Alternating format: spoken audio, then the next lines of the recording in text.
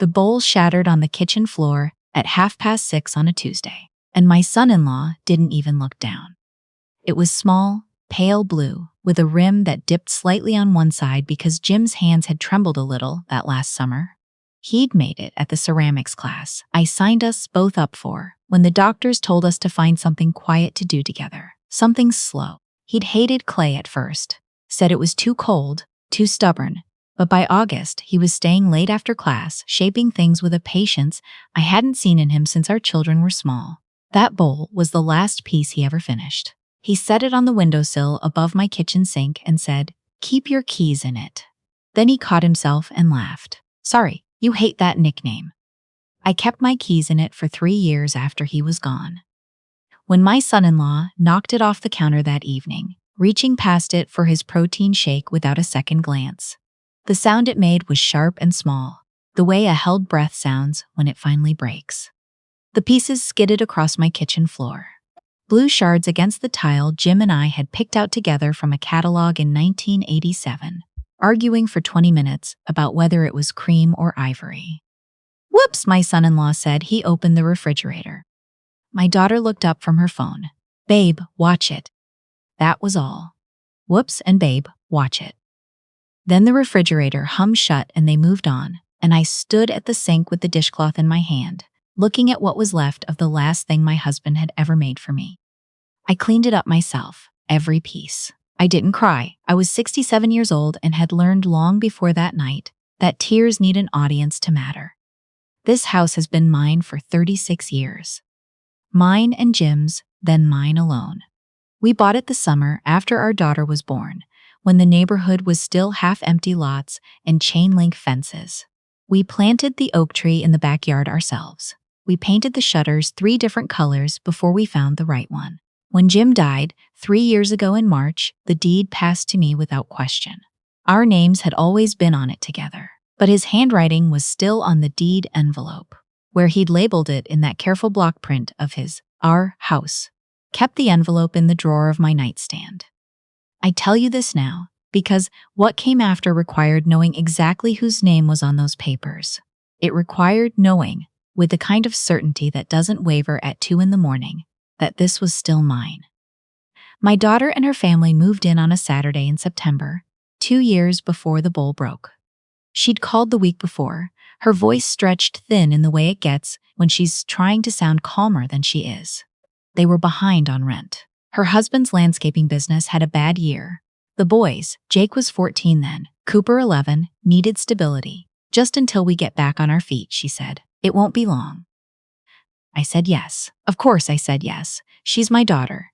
The house was too quiet anyway. After Jim, the rooms had a way of pressing in on me, especially in the evenings, when the light went low and there was nothing to do but notice the silence.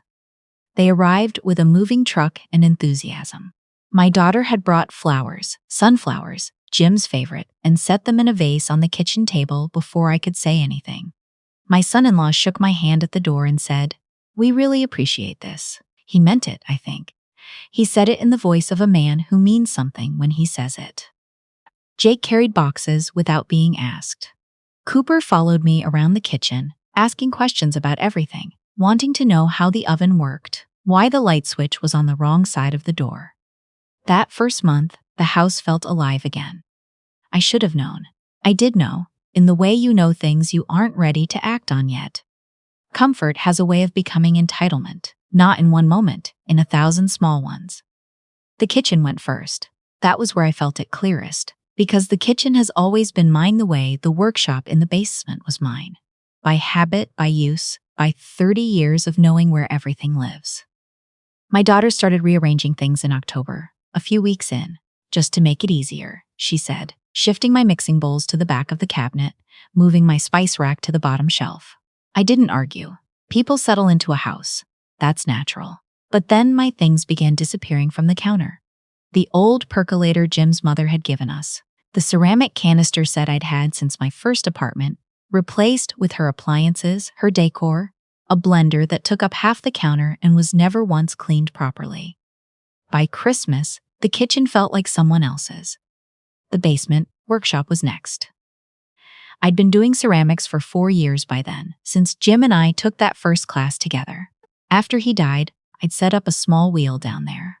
Nothing fancy, just enough space to work, a shelf for my pieces, the smell of earth and glaze that I'd come to think of as the smell of something continuing. I went down there most mornings. It was the only part of the day that asked nothing of me except attention. In February, my son-in-law came downstairs while I was at the wheel. He stood in the doorway a long time without speaking. I turned off the motor. "How often do you actually use this space?" he asked. I told him every day. He nodded in the way that means he'd already decided. "Jake's been asking about setting up a practice area for hockey training. Just off-season drills." He looked around at my shelves, my tools, the unfinished pieces drying on the rack. "There's a lot of room down here." "There isn't," I said. He smiled, not unkindly, just with the certainty of a man who knows he's going to get what he wants. "I'll put his stuff along the far wall. You won't even notice." Jake's equipment appeared the following weekend. The hockey bags, the target net, the rubber tiles. He and his father laid over half the floor without asking. My shelf got pushed to one corner. My wheel ended up wedged between the water heater and a stack of plastic storage bins. I worked around it for 2 months. Then I stopped going down there. I told myself it was temporary. The dinners changed sometime in the spring. In the beginning, I cooked most evenings. It was my way of contributing, of being useful without being in the way. I'd always cooked the way my mother taught me, from memory, not recipes. Pot roasts, vegetable soups, biscuits made from scratch on Sunday mornings. Jim had loved those dinners. He'd come into the kitchen while I cooked and lean against the counter just to talk, and it had never felt like a performance. It had felt like the ordinary business of a shared life. My daughter didn't say anything for a while. Then, one evening, she stood in the kitchen doorway while I was stirring a white bean soup and said, carefully, "Mom, you don't have to cook every night. You should rest." It sounded like kindness. I think she even meant it that way. But I noticed the way she wrinkled her nose slightly at the smell of the garlic. The way she glanced toward the counter where she'd stacked the takeout menus. I kept cooking. Not every night after that, but often. The boys stopped eating what I made with any real appetite. My son-in-law would take one portion and spend the rest of the meal on his phone. My daughter would compliment whatever it was. "It's good, Mom, really," and then eat 3 bites and push the rest around the plate. I tried different things. Lighter dishes. A soup I'd been making for 40 years. Chicken with the herbs from the garden Jim had planted along the back fence. Then one evening in May, I set a chicken on the table.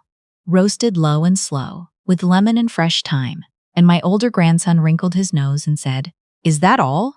His brother started laughing. My son-in-law reached for his phone and ordered pizza before I'd even sat down. The chicken sat untouched. I ate a plate of it alone in the kitchen, after they'd all migrated to the living room with their pizza boxes. I washed the pan myself. The house smelled like thyme and disappointment. I stopped setting the table for them after that. They didn't notice for 11 days, I counted. The exclusion wasn't dramatic. It never is when it happens slowly. It was the accumulation of small absences, the way a conversation would stop when I walked into the room, not abruptly, just shift. The way plans were made and mentioned only after they were already settled. My son-in-law began referring to decisions about the house as though he had made them. "The gutters need cleaning," I told him. He'd been saying he'd handle it for 6 months, and he said, "I'm going to get a different company than whoever you were using." As if the house were his to manage. As if my maintenance routine was something he was doing me a favor to improve upon. My grandsons stopped speaking to me much at all, not cruelly. They just stopped. Jake would pass me in the hallway with his earbuds in and his eyes somewhere else. Cooper would grunt at dinner if I asked him something directly.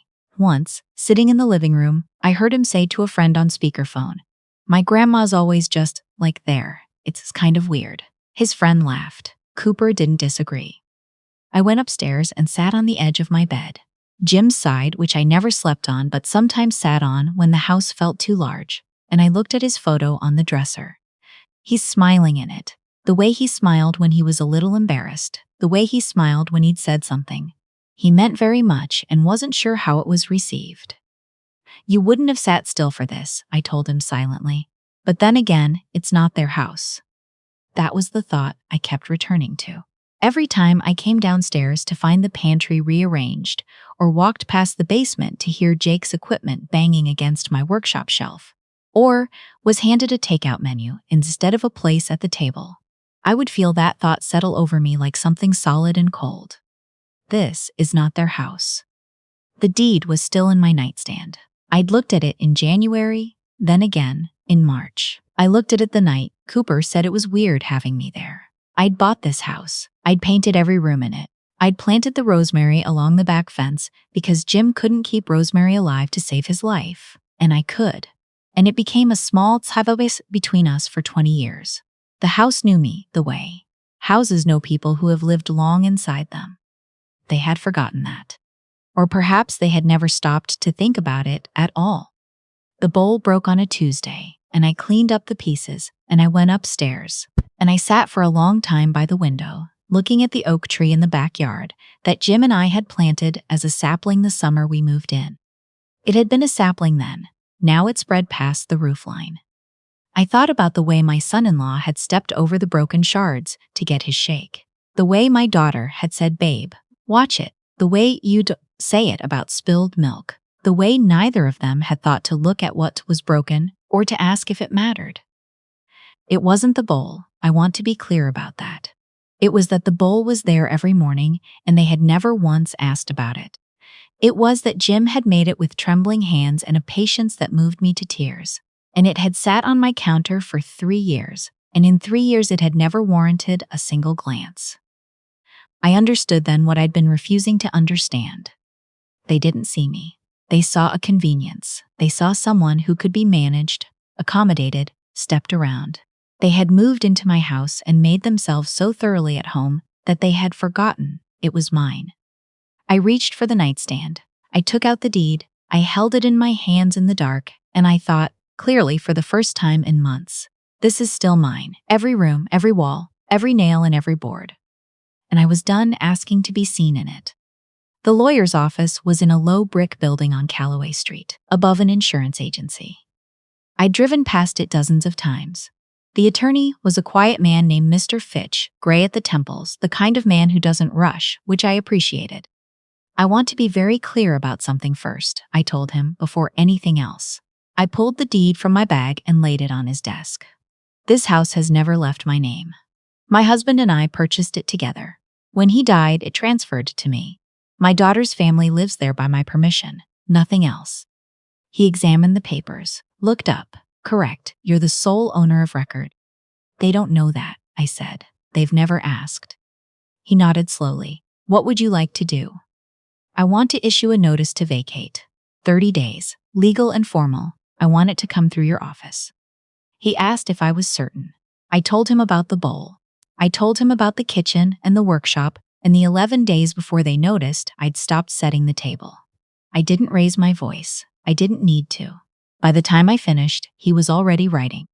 From there, I went to the bank. I had put my son-in-law on a secondary account 2 years ago for household expenses. It had seemed practical at the time. Now I removed his name with the same efficiency I'd used to add it. The teller kept glancing toward her supervisor. I told her not to send any confirmation to the house. She nodded and moved faster.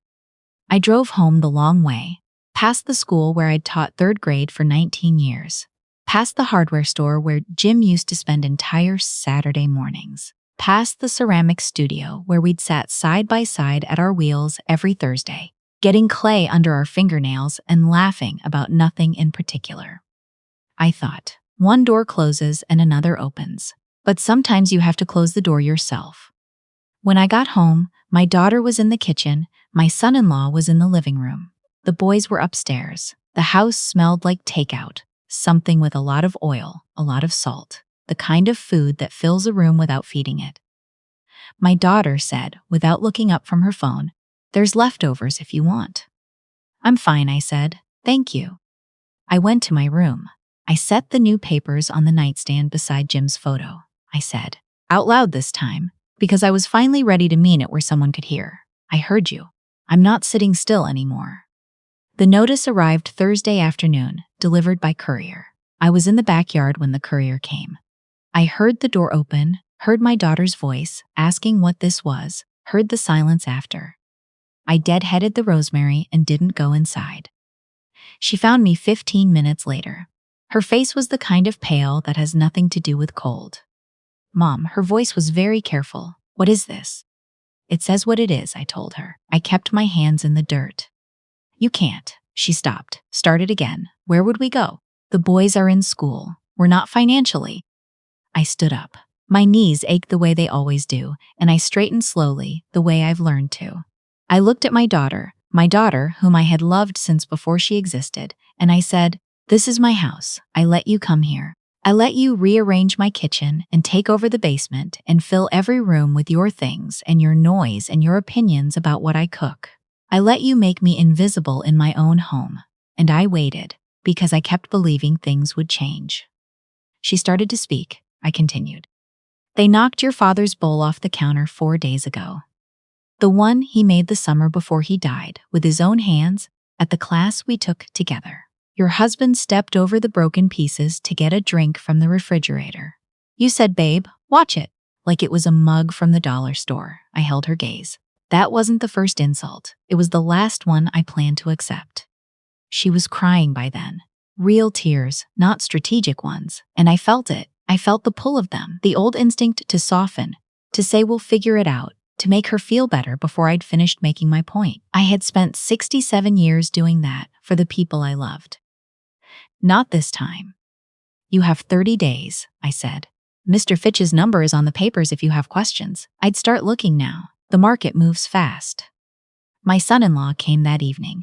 He stood in the kitchen doorway with his arms crossed and his jaw set, and told me it was unfair, it was sudden, that I was punishing the boys for things they didn't understand.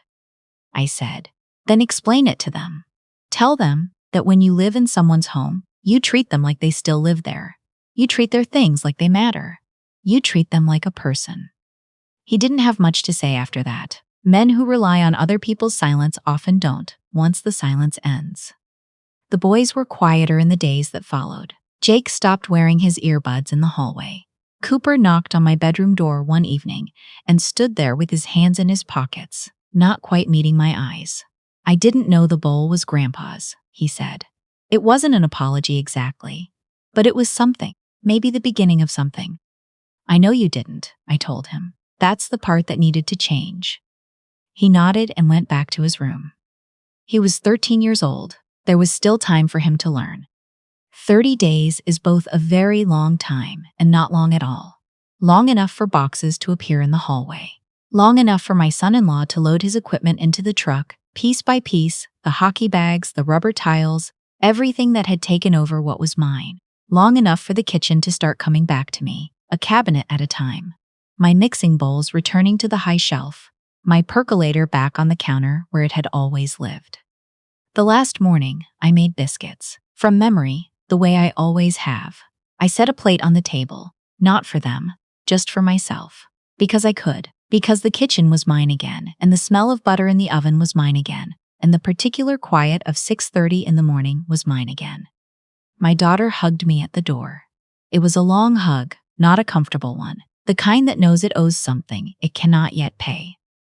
"I'm sorry," she said. "I know," I said, and I believed her. But sorry and changed are two different things, and she knew that too. "Call me when you're settled, we'll have coffee." She nodded. She walked to the car. She didn't look back, which I think was its own kind of courage. The truck pulled away from the curb on a gray November morning, bare trees and white sky. The neighborhood still and early quiet the way I've always loved it. I stood on the porch, my 2 steps, my railing that needs repainting every 4 years, until the truck turned the corner and was gone. Then I went inside. I opened the windows in the kitchen, even though it was cold. The air that came in smelled like fallen leaves and wood smoke from someone's fireplace down the street. I stood there for a long moment, just breathing it in. Then I went downstairs. The basement was a ruin of dents in the floor where the rubber tiles had been, and an empty space where the nets had stood. My shelf was still in the corner. My tools were still there, dusty but intact. And my wheel, my old, patient, waiting wheel, was exactly where I'd left it 8 months ago, when I'd stopped fighting for the space and simply retreated from it. I sat down. I ran my hands over the tray, the basin, the familiar texture of the bat. I thought about Jim sitting across from me in that Thursday class, his hands covered in clay, his forehead creased with the best kind of concentration. I thought about the pale blue bowl with the dipping rim, made by trembling hands in the last summer of his life. Something can be broken and still leave an outline. You can still see where it was. You can still know what it meant. I pressed the pedal. The wheel began to spin. I reached into the bag of clay I'd bought 6 months before the bowl broke, the one I had never opened. I worked a piece loose. It was cold. It was stubborn. It was mine. Outside, the oak tree stood in the backyard exactly where Jim and I had planted it. Bare in November, but rooted, entirely sure of itself, still and deep and going nowhere. I centered the clay and began to work. Some things you don't ask permission to reclaim. You simply return to them, quietly, without announcement, and remind yourself that they were always yours to begin with.